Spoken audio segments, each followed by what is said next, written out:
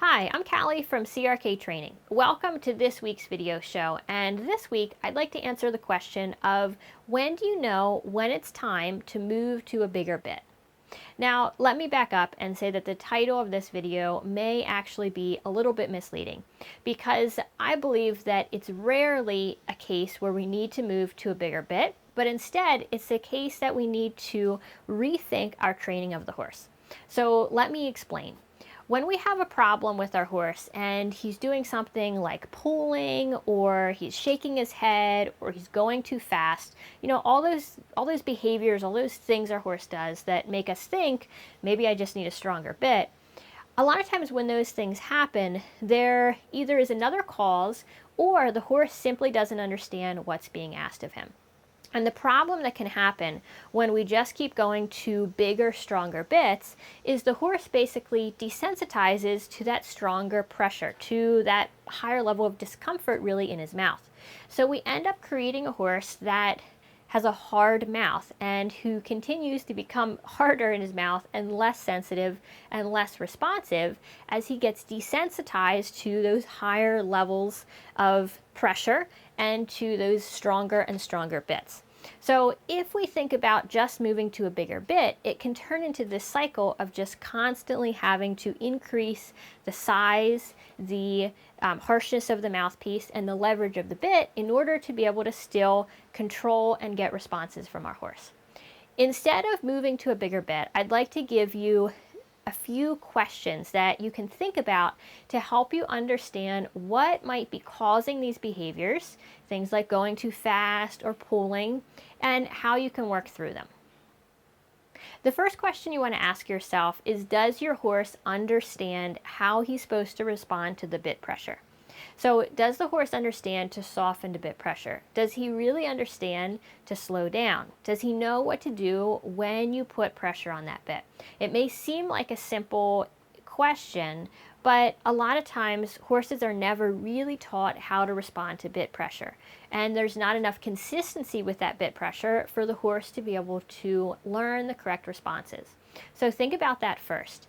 And then second, think about, can the horse respond correctly? Can he physically respond correctly? Meaning, does he have any kind of maybe pain in his mouth from a dental issue? Does he have pain or discomfort somewhere else in his body? So maybe a sore back that's making it uncomfortable for him to be ridden, and because of that he's pulling or he's going too fast in order to try to get away from that discomfort. And then emotionally, can the horse do what's being asked? So when we're first teaching a horse how to respond to bit pressure correctly, how to slow down, how to soften, how to do all these different things, whenever we're teaching or training, we need to make sure that we are doing that in an environment where the horse can learn, meaning where the horse isn't overwhelmed by other distractions or by the stress that they might feel when they're, say, out on a trail ride with a group of horses. So if you need to go back and retrain the response to a pressure, to a cue, such as how we use the bit, you want to do that in an environment where the horse is emotionally in a place to learn, not somewhere where he's already overwhelmed by stress or by nervousness.